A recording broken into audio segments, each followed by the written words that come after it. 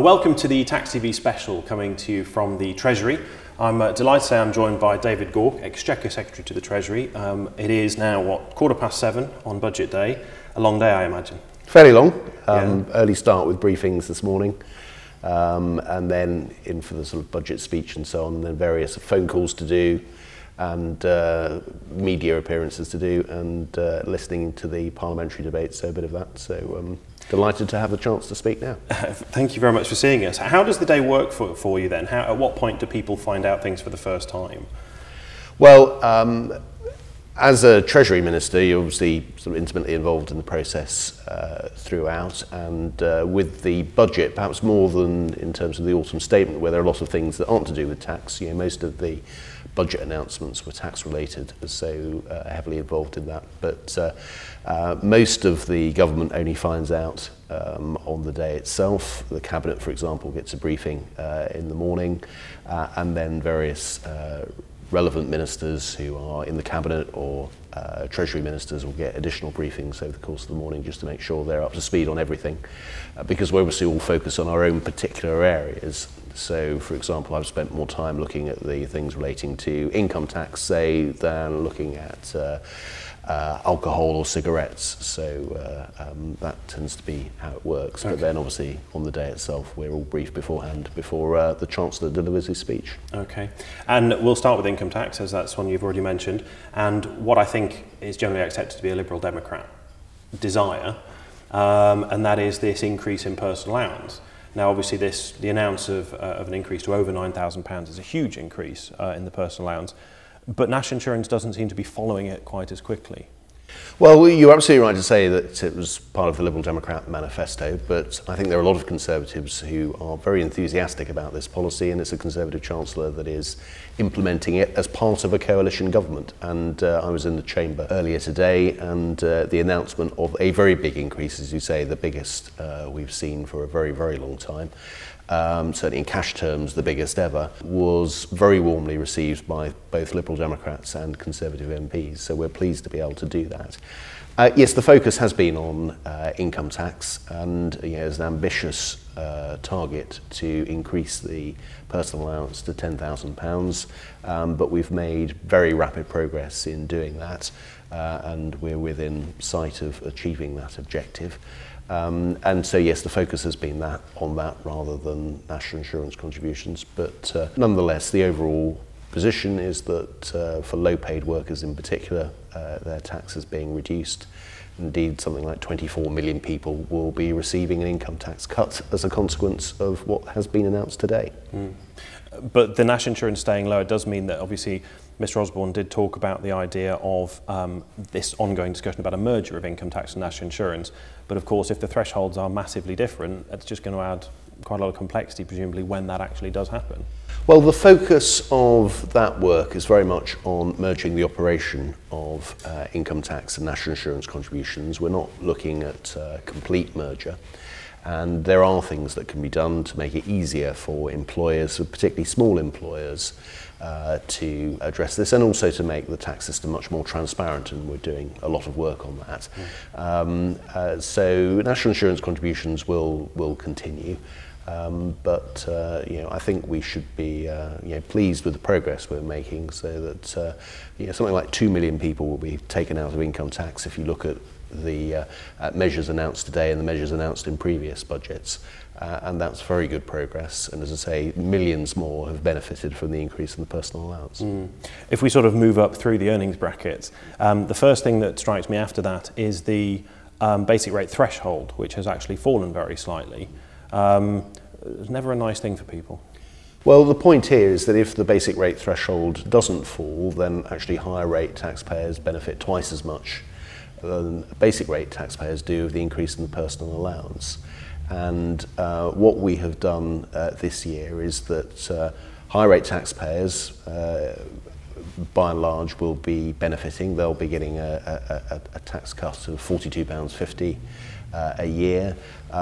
Essentially they're getting a quarter of the benefit that basic rate taxpayers will get, and the remainder of that money, if you like, is being used to make some changes into the child benefit policy so that we're increasing that so that it only comes into play at 50,000 rather than the higher rate threshold, and that there's a taper running up to £60,000, so there's no cliff edge. So although people will be paying a higher rate tax at an earlier point, they'll be more than compensated for that by the increase in the personal allowance. Okay, and then as you mentioned, it will move on to that child benefit sliding scale, if you like. Of course, it could be argued that effectively creates a different rate of tax as you gradually lose that. For every pound you earn, you lose child benefit.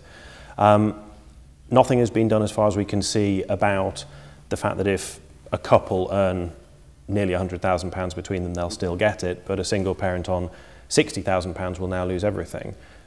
We did look at the options there, and had we tried to address the particular point that you talk about, we'd essentially have to extend the child tax credit system to pretty well every household with children, and bringing something like 8 million people into filling those forms in. That would have been very complicated. That would have been a big administrative burden to place on a lot of people. So the simpler way of addressing this is the route that we're adopting, focusing on whether you've got one earner within the household that is earning above £50,000, and then using the tax system to recover, or people can elect to stop receiving child benefit, or alternatively use the tax system to have a tax charge, if you like, to recover the child benefit payments off the household. So that's, I think, the best way, to address this. I think it is right that, given the difficult decisions we're having to make with the public finances, that it's not fair to ask people earning £20,000–30,000 a year to pay tax in order to fund child benefit going to millionaires, and that's what we're trying to address. And it is the case that 90% of households with children will get all or part of their child benefit as a consequence of the changes today. Only 10% of families with children will be not getting any kind of child benefit at all. How is that going to work in terms of collecting the data of what people will earn? Obviously, it's going to be an in-year issue for people, and yet often, obviously, if you're employed, that's fine. But what if you're self-employed or you have other sources of income? Have you any idea how that's going to be? In those circumstances, through the self-assessment system, people would need to declare their position. I mean, alternatively, people can volunteer, come forward and say, my household has, X number of children, and people's tax code can be adjusted. That works with PAYE, but for people within self-assessment, essentially the self-assessment system can pick up that, and people would need to complete the relevant boxes on the self-assessment form. That would give us the information so that we can adjust the tax payments appropriately. So people would effectively, probably in the first year, receive their child benefit, but then end up paying it back through the self-assessment system. That's one of them. I mean, to be honest, there will be flexibility within the system, depending upon what people want to do. But yes, in some cases it will be exactly that, so the child benefit would be paid in the first year and then subsequently recovered through the self-assessment regime. Moving on to possibly the biggest thing I want to talk to you about, really, which is what within the industry we call the 60% tax band, the fact that you lose £1 of your personal allowance for every £2 you earn. Obviously, the higher the personal allowance is, the wider the 60% tax band is. As we are concentrating on simplification, as we are concentrating on making everything much, much simpler, the 60% tax band is a nightmare in practice. Is there anything that's going to be done about it? I have a lot of sympathy with the concern that you raise, and it is a strange kink in the system that, if you like, we have a marginal rate of 40%, then a rate of 60%, then 40, and now 45. I think our focus has been on in this area on the 50% rate in terms of the signal that it sends and our competitiveness, and obviously HMRC have made their study of that, and I'm sure we'll come back to that at the moment. Clearly, the 60% level is not ideal. It's a very high marginal rate. We obviously inherited it from the previous government and the reforms they had for personal allowance. Of course, all taxes are under review, but we have to look at that along with a number of other things that we would like to be able to do. And when times are tough, it's not ideal. In a perfect tax system, you wouldn't have that, but we are where we are at the moment. I don't want to make any promises about how we seek to address that. But it is something that you are looking into and considering. Well, I mean, all taxes are under review, and we hear people like yourselves raise that particular concern. It probably has less impact in terms of a disincentive for people to locate in the UK, in terms of our international competitiveness than the additional rate. But nonetheless, we recognise that 60% is a high marginal rate. But as I say, there are a lot of things that we want to do ideally, but that at the moment has not been our priority in this area. Can you share with us any of the things that you would like to do ideally? Well, we'd obviously like to raise the personal allowance even further, and that is something that we have an aspiration to do. But there are all sorts of things that one could look at the tax system, and we would like to do more. I think with various taxes to ensure that we are as competitive as possible. But we do what we can. We move on then to the top income tax point, which is of course the change from 50 to 45. Mr. Osborne explained in some detail that it just wasn't raising the money at 50% and actually hadn't really had that much effect from moving to 40. I guess my two questions are, if that's the situation, why not move back from 50 to 40 then? And my second question is, if it's something that is not worth doing, why delay it for yet another year? Why not just introduce that change Well, now? first on the point, why 45? HMRC came out with the conclusion that it raises around £1 billion or less. It raises more of that £1 billion, if you like, at the lower levels between 40 to 45 than it does from 45 to 50. Once you start getting 45 to 50, then the UK becomes particularly uncompetitive. So given that, and given the fact that the assessment was that between 45 and 50 it was only raising £100 million, we felt that that was a reasonable step to take. And it is worth pointing out that if you look at all the other measures we're taking that is focused on the very wealthiest in society, that is going to raise 5 times the amount of the 100 million that 45 to 50p raises. As far as why delay it a year, essentially it is because we promised not to cut the 50p rate whilst the public sector pay freeze was in operation, and we are sticking to our word. And we recognise that there will be considerable forestalling, that there will be a shift, and if you look at the scorecard for the first time, actually we've been very transparent with that, unlike when the 50p was introduced and no account was taken of forestalling whatsoever. But because we have made that particular promise, we think we should stick to it. It's also worth pointing out that in 2013-14 we are bringing in new caps on reliefs, so that will be in place at the same time. So in that sense there is a good fit with reducing 50p to 45p at the same time as bringing in caps on reliefs. Okay.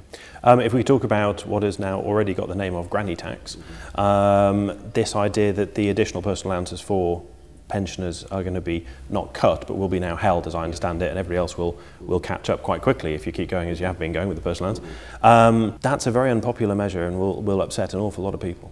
Well, I think you make a very good point in saying how rapidly we're increasing the personal allowance, and when the difference now between the personal allowance and the age-related allowance has become relatively modest, and when we are making good progress on raising the personal allowance, I think it starts to beg the question is, can we justify this complication in the tax system?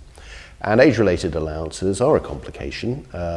It means that because it's tapered away, there are various people who are in the self-assessment regime who don't need to be there. We've got to remember that pensioners have had a very big real terms and cash increase in their state pension. We are protecting things like the winter fuel allowance, free eye tests, bus passes, etc. It remains, of course, the case that pensioners don't pay employees' national insurance contributions on any employment income they get. So the tax system continues to do a lot for people over the age of 65.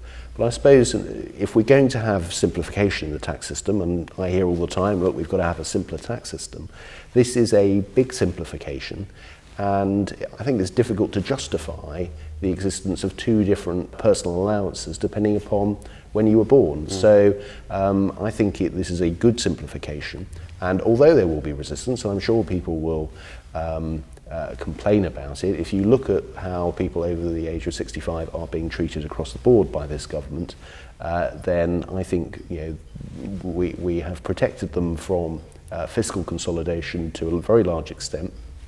And I think it's perfectly reasonable that ultimately we end up in the position where there is one generous personal allowance available for everybody.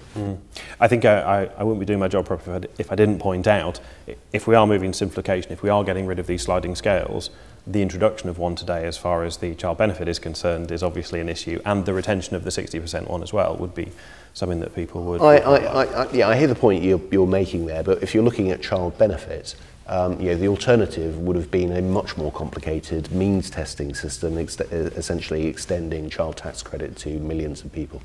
If I could talk to you about corporation tax and the fact that obviously the move down is a wonderful thing as far as the large corporates are concerned. There's real concern, I think, in the marketplace, and particularly with small and medium-sized businesses. If you're an individual running your own company, earning, let's say, £60,000 to £120,000 a year, your company is still going to stay at 20% tax. Despite the fact that Tesco's, Vodafone, etc. will have come down to 22% tax. You've lost your child benefit, you're still paying 60% tax in the middle there. I don't want to sound too political about it, but the middle does seem to be getting now squashed rather than squeezed. Well, I mean, I would point out that when we came in, the small profits rate was, or I think the small business rate, as it was then called, was at 21%, and we inherited plans to increase it to 22%. And we not only reversed that, but we cut it to 20%. We also have to accept the fact that if you were to be cutting the small profits rate in much the same way as we have cut the main rate, you would have a bigger issue with tax-motivated incorporation, personal service companies, and so on. And that, I think, would be unfortunate. And if we are to see sort of big investment in the UK, then we need to be internationally competitive, and the focus on bringing the main rate down, I think, is a good one. And we're not, I think Chancellor said today, we are within sight of having just one rate of 20%, and I think that's got to be very good for the UK's competitiveness, good for investment in the UK, and actually in itself that would be a major simplification, because you get rid of all those sliding scales and sort of the intermediary levels between the small profits rate and the main rate. So I think what I would say to small businesses is actually we have cut your corporation tax rate. There's a lot we've said today about helping small businesses in terms of administration, making life easier with HMRC and so on. And I think HMRC produced a very interesting paper today and looking at the Office of Tax Simplification's ideas, for example, on cash accounting, which we're pressing ahead with. So I think there's a lot we're doing for small businesses, but I think it would be a great pity if we ended up with a sort of small businesses versus big business debate. Actually we want a good environment for businesses across the piece, and that's what this government is delivering. Can you see a time when we could go below 20% for a small company, or do you think the aim now is just to bring them together and stop? Well, I think let's focus on where we've got to. We have dramatically cut taxes on business. This is a very pro-business government, and the main rate from 28% now going to 24 on to 22%. As I say, we've helped with the small profits rate as well, and that is very good progress. But I don't want to make further promises at the moment. Okay, David Gauke, thank you very much indeed. Thank you.